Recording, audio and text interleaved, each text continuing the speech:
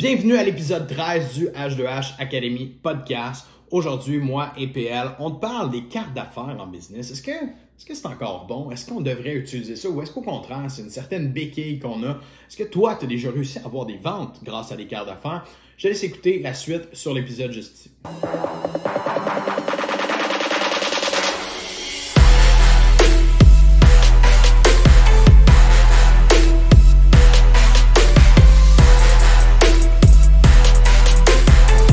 Donc aujourd'hui, on est au 13e épisode, si je ne me trompe pas, du H2H Academy Podcast. On adresse les cartes d'affaires en business. Est-ce que c'est bon? Puis si oui, c'est bon à quoi? Puis si c'est pas bon, qu'est-ce qu'on fait de mal? Pourquoi est-ce qu'on ne devrait pas laisser de cartes d'affaires? C'est quoi les impacts que ça peut avoir de façon négative pour nous, pour notre business, de laisser les cartes d'affaires? Parce que oui, on est d'avis qu'il y a des impacts négatifs à laisser les cartes d'affaires dans certains cas. Parce que c'est pas parce que tu as un moyen marketing en place, puis ça, on en a parlé de différentes façons à travers nos podcasts, là, si vous n'avez pas pris le temps d'écouter les autres épisodes. C'est pas parce que tu as un moyen marketing qui fonctionne bien. Hein? Il y a beaucoup de gens qui utilisent plein de méthodes marketing, mais ça ne fonctionne pas pantoute. Donc, les cartes d'affaires, peut-être que pour toi, tu as réussi à trouver une façon que ça fonctionne super bien. Nous, on a un avis sur ça. On va en discuter à l'instant avec Pierre. Sans plus attendre, je te starte un peu sur le sujet. Je veux savoir un peu, dans ton historique, tu fais de la business depuis, ça fait plus qu'une dizaine d'années, 10-15 ans. 15 ans. 15 ans. Depuis ces années-là, pour toi, quelle place a pris les cartes d'affaires? Autant positif que négatif dans la business? Honnêtement, à part avoir stimulé les vidanges du Québec, j'ai vraiment l'impression que les cartes d'affaires ne m'ont jamais été utiles. Dans mes entreprises de services, autant aux consommateurs qu'aux commerciales, la très grande majorité du temps, ça ne servait à rien. Puis on a fait une publication, là, pour ceux qui le savent, on a un groupe Facebook, on a une communauté, puis on a fait une publication cette semaine sur les cartes d'affaires, puis on a clairement généré énormément d'animosité concernant ce sujet-là. Quant à moi, évidemment, on va en parler, il y a des paramètres pour utilisation plus efficiente d'une carte d'affaires. Tant qu'à moi, ça ne sert strictement à rien. Donc, je commence en mettant la table. Tu commences là, mais tu sais, je veux que les gens permettent de bien comprendre le fond de ta pensée sur ça. C'est quoi l'impact que ça a pour toi, justement, sur un vendeur, un entrepreneur, un représentant, de laisser une carte d'affaires? Qu'est-ce qui s'ensuit? C'est quoi le cheminement que ça peut faire? Le pire pour moi, c'est que souvent les gens sont comme j'ai laissé une carte, ça stimule l'espoir dans leur tête que potentiellement quelqu'un va les rappeler. Et donc, pour moi, l'espoir, c'est pas quelque chose qui est tangible. C'est un peu la même chose qu'acheter un billet de 6,49 ou un Lotomax. Personnellement, j'en achète à jamais. Je préfère dans la vie et de loin avoir le contrôle de mes opérations et que la business, ça ne soit pas du hasard et ça ne soit pas une surprise. Alors, pourquoi je suis anti-carte? C'est simple, c'est parce que tu perds most of the time, la plupart du temps, tu perds le contrôle de ton processus de vente. Et c'est une objection commune pour un client. Donne-moi ta carte, je te rappelle quand j'aurai un instant. J'en parle à ma femme et donne-moi ta carte, on va te recontacter. Fact is, si tu acceptes la carte, tu t'es fait closer. Parce que dans une relation de vente, il y a toujours un qui gagne, et dans ce cas-ci, c'est le client qui gagne. Alors, c'est ça mon animosité envers les cartes. C'est que les vendeurs un peu green ne comprennent pas qu'ils viennent de se faire closer. J'aime bien le point que tu apportes, que c'est juste une objection, une façon de détourner le « non merci, ça ne m'intéresse pas ». Puis, c'est là que je veux soulever le point. C'est ça pour 90-95% des cas, là, probablement. Là, puis j'y vais avec mon expérience personnelle, là, parce que j'en ai laissé des cartes, moi aussi, à mes débuts. J'en ai fait imprimer des cartes qui m'ont servi à pas grand-chose au final. J'en ai fait beaucoup. Ça arrive des fois, là, j'ai un appel out of nowhere. Là, hey, j'ai ta carte, ça fait 6 heures, je l'ai gardée. Des locks comme ça, c'est pas quelque chose qu'on contrôle. Le fait de contrôler nos ventes, contrôler notre processus, ça, je ne l'avais pas du tout. Puis là, ça se remarque clairement, c'est quelqu'un qui avait un besoin. J'aurais peut-être pu le combler dans le passé. Mais la réalité, c'est qu'il y a vraiment un faible pourcentage des gens qui réellement ont l'intention de nous rappeler ou l'intention de revenir dans le processus de vente. On se rappelle, on en a déjà parlé. Le client, c'est le plus gros menteur. Je suis désolé, les gens pointent les vendeurs du doigt, mais le client, c'est lui le plus gros menteur. Donc, s'il te demande ta carte d'affaires parce qu'il veut te rappeler, les odds qui te rappellent réellement sont faibles. Puis moi, j'entends toujours des histoires de ouais, mais moi, une fois, tu sais, justement, comme je viens de dire, là, quelqu'un qui te rappelle, genre, ouais, mais là, une année, j'ai signé un deal de temps parce que quelqu'un m'a rappelé. Puis là, tu sais, moi, les cartes d'affaires, ça marche. Ouais, mais t'en laisses combien des cartes d'affaires pour que ça t'arrive? Genre, t'en laisses ces coins de rue, t'en laisses ces pancartes au dépanneur, tu t'en vas te faire couper les cheveux, t'en laisses à tout le monde. Tu sais, je veux dire, une manière, c'est ça ta stratégie, puis tu vis dans l'espoir. Pour moi, ce n'est pas une stratégie, c'est du Mais hasard.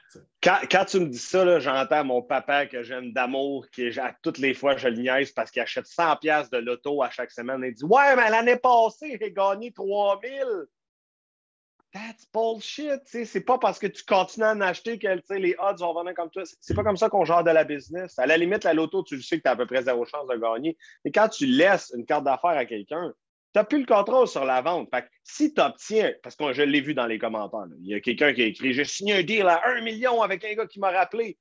Fine. Tu as laissé combien de millions parce que tu as perdu le contrôle puis parce que tu t'es fait bullshiter puis mentir en pleine face? Moi, c'est ça qui m'irrite beaucoup. C'est tu perds le contrôle de ton processus de vente et tu acceptes de te faire closer par ton client. Ça, là, c'est pas normal. Pour le mettre un petit peu plus concret, perdre le contrôle du processus de vente pour quelqu'un qui n'a peut-être pas les notions de vente, le jargon de vente, qu'est-ce qu'on veut dire concrètement par perdre le contrôle? Puis ce serait quoi l'opposé de perdre le contrôle? Ce serait quoi une bonne pratique quand quelqu'un te demande ta carte, mettons? Bon, parfait. Alors, la première, quand je demande ma carte, moi, j'ai réglé le problème, j'en ai pas. Mais admettons que je n'en ai rien. Okay? Je ne vais jamais donner une carte si je n'ai pas ses coordonnées puis un point de contact en échange. OK? Donc, au minimum, si tu me dis tu vas me rappeler, pas de trouble, je te donne ma carte, mais donne-moi ton numéro de téléphone. Moi, je vais faire le suivi parce que tu es un entrepreneur, tu es un consommateur qui est très occupé. Donc, ce n'est pas à toi de me rappeler dans combien de temps tu veux que je te fasse un suivi, puis je vais te faire un follow-up. À ce moment-ci, je conserve le contrôle. Ce n'est pas le client qui décide quand il me rappelle, c'est moi qui décide. Je place un suivi dans n'importe quel logiciel de gestion de consommateur que j'ai. Puis, à ce moment-là, je le rappelle au moment opportun. Fait que dans le pire des cas, j'ai pas contourné l'objection, mais au moins, je détiens une information qui me permet de garder encore quelque chose. Puis est-ce qu'on pourrait contourner une objection de quelqu'un qui nous dit ah, OK, cool, intéressant, laisse-moi ta carte, je te rappelle, j'en parle à ma femme tantôt. Est-ce que ça se fait? Définitivement, pour moi, quelqu'un qui me demande une carte, première chose que je lui dis, c'est wow, je te remercie pour l'intérêt que tu portes pour mon service. Regarde, ce que je te propose, comme je n'ai pas de carte, c'est qu'on se booke un rendez-vous. Sur ma carte, de toute façon, tu y trouverais à peu près aucune information. Puis même sur mon site web, l'information est trop diffuse pour être en mesure de cibler les besoins. Donc, je te propose une rencontre demain à 14 h ou à 17 h avec ta conjointe. Quel moment serait l'idéal pour qu'on se rencontre tout le monde ensemble? Donc, je prends l'opportunité. Ah, tu veux une carte, tu es intéressé? Boum, je book un appointment. 100%. Puis tu sais, c'est là aussi que ça va clasher, puis que tu vas avoir ton nom, puis ton vrai. Non, merci, finalement, je ne suis pas intéressé. Parce que, comme j'ai dit tantôt, 90-95% du temps, quelqu'un qui te demande une carte, c'est pour te waver de la main. C'est juste pour être poli puis faire pas te dire simplement non, merci, je ne veux pas. Le Québécois moyen a beaucoup de difficultés à dire non, tout simplement. Donc, la personne te demande ta carte. Là, tu dis ah, ben non, j'ai pas de carte. Regarde, on va prendre un rendez-vous à la place, comme vous démontrez de l'intérêt. J'aurai une dispo demain.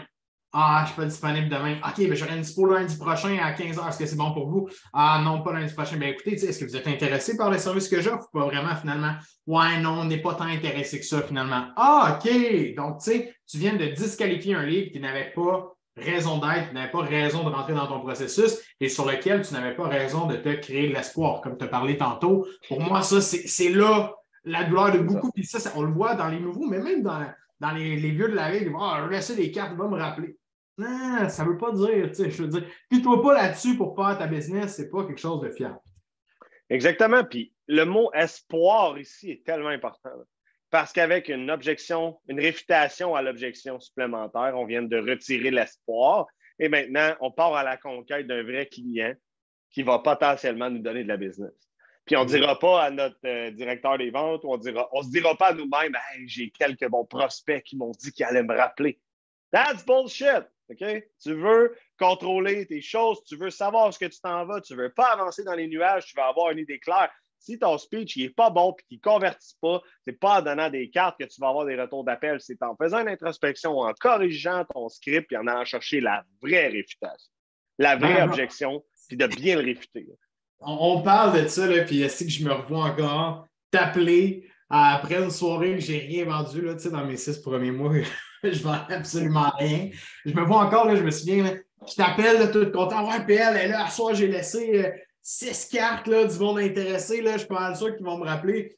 Mais toi, tu étais tough quand même avec moi. Tu étais comme Nick, arrête. Là. Ils te rappellent. J'étais comme, mais non, hostie, ils sont vraiment. Puis, qu'est-ce qui est arrivé? Hey, ça m'a pris 6 mois avant de faire des ventes. Puis, je vous jure, tout le monde, c'est pas grâce à mes cartes d'affaires que j'ai commencé à faire des ventes dans mes 6 premiers mois. Hell fucking no. Parce que j'en laissais des cartes. Puis, au début, je me souviens, c'était même moi qui. J'aimerais ça des cartes, PL. Tu peux-tu m'acheter des cartes? T'es comme, pourquoi tu veux des cartes? Genre, j'ai comme, ben, tout le monde a des cartes. Tu sais, t'es nouveau en business. T'es comme, c'est les cartes d'affaires, c'est comme la première achat que tu fais en affaires, là, on dirait. On dirait que c'est comme trendy. C'est comme, ben non, Nick, tu n'as pas besoin, tu vas aux portes, tu vas parler au monde, tu vas prendre leurs coordonnées. Je suis comme, hein, je ne comprenais pas Ouais. ce principe-là. Aujourd'hui, à l'écart, c'est tellement cool. Là, quand tu Mais regardes ça. c'est une vieille conception, là. Genre, moi, là, quand quelqu'un me dit, t'as-tu une carte, je m'imagine être un vendeur qui a une mallette noire des années 1980 en complet.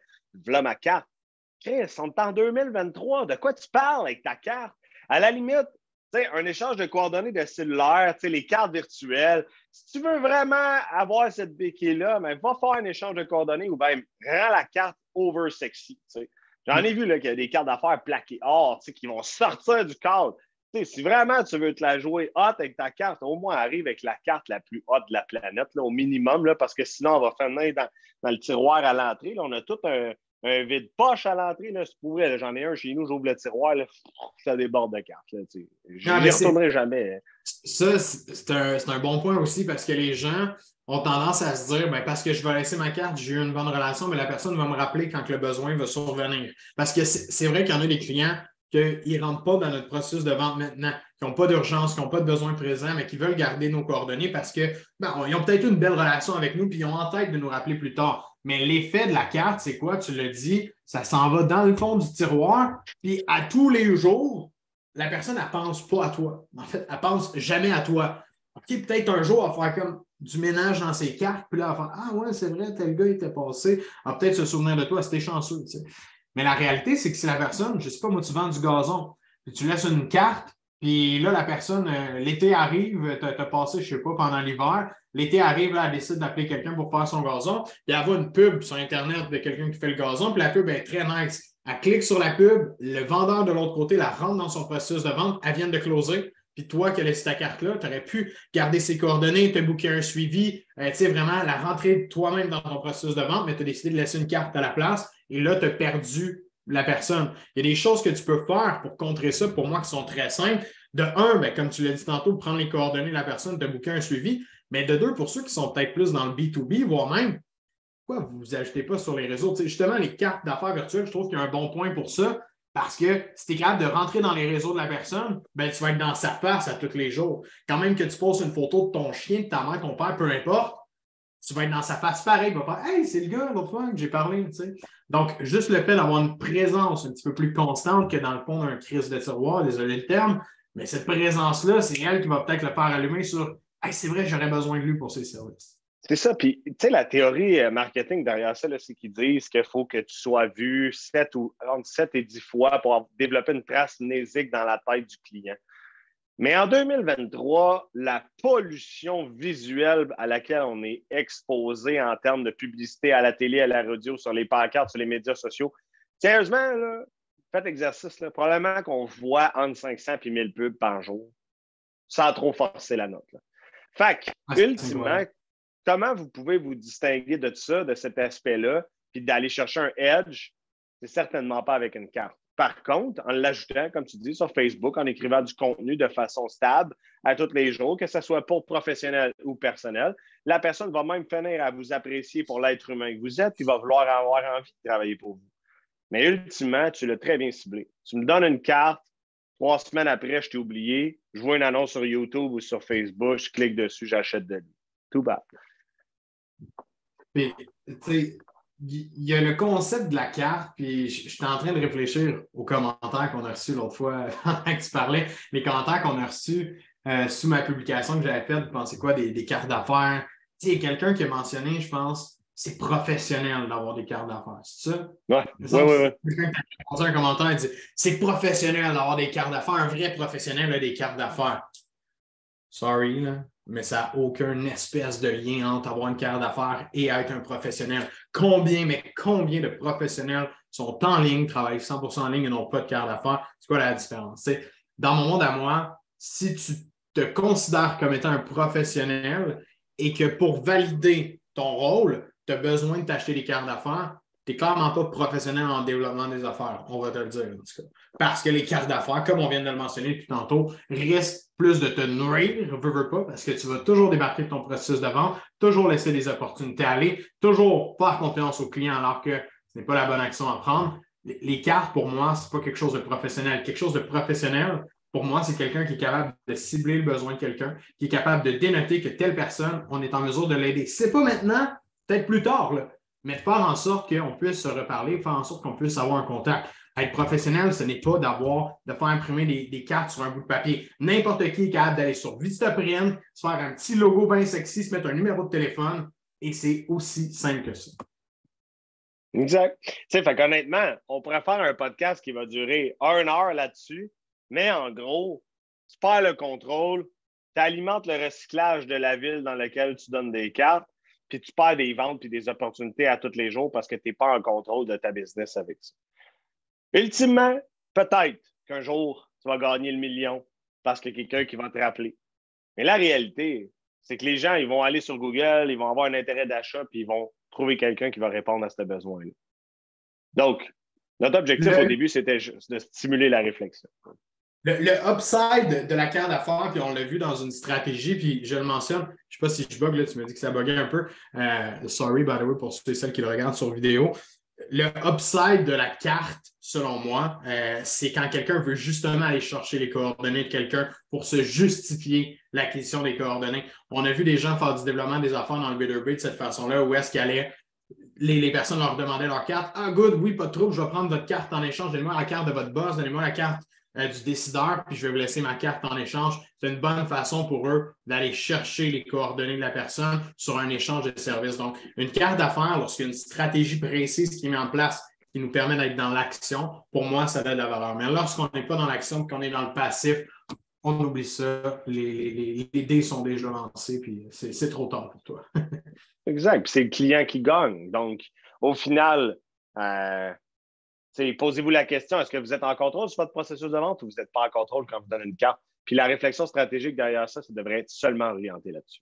Si vous allez 5 à 7 et que tout le monde vous demande votre carte, vous avez donné votre carte 56 fois, c'est quoi vos retours là-dessus? Ça ne serait pas plus payant de les ajouter dans votre réseau, ceux qui sont vraiment intéressants, de créer du contenu et de les envoyer vers une stratégie de contenu, un aimant client ou quoi que ce soit, plutôt que de donner une carte. Là. Donc, voilà, le but, c'est de semer la réflexion. Posez-vous, est-ce que vous êtes efficient, optimisé dans votre stratégie ou pas du tout? 100%. Donc, gardez le contrôle sur vos ventes, guys. Vous savez comment le faire maintenant. Ne tombez pas dans le piège de la carte d'affaires et ne créez pas des faux espoirs pour générer des clients. Merci d'avoir été avec nous pendant cet épisode-là. Comme tu le sais, on ne demande absolument rien en échange de ce contenu-là. On n'a pas de sponsor. C'est pas payant le contenu qu'on fait sur le podcast. Ce que je te demande en échange, par contre, si tu veux nous donner un coup de main, simplement de partager avec un entrepreneur, travailleur autonome, un collègue, un vendeur à commission que tu connais, qui lui aussi pourrait bénéficier de trucs, de conseils, d'astuces sur la vente. Donc sur ce, je te souhaite d'excellentes ventes. On se revoit dans un prochain épisode.